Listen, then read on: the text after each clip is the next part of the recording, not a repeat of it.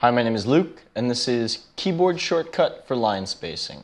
If you're using Microsoft Word and you want to use a keyboard shortcut to change your line spacing, the first thing you're going to want to do is open up Microsoft Word. Once Microsoft Word is open, you'll notice that the default line spacing is 1.15. You can check and change the line spacing using Microsoft Word under the Home tab, under the paragraph dialog next to the up and down arrow. Now, if you want to use a keyboard shortcut to change the line spacing, hold Control and press 1 to put it into 1-point line spacing. To make it double-spaced or 2.0 line spacing, hold Control and press 2. As you can see, the space between each line has now doubled. To change it to 1.5 line spacing, hold Control and press 5. And as you can see by clicking in the paragraph box, the line spacing, we have indeed changed the spacing. And that's it.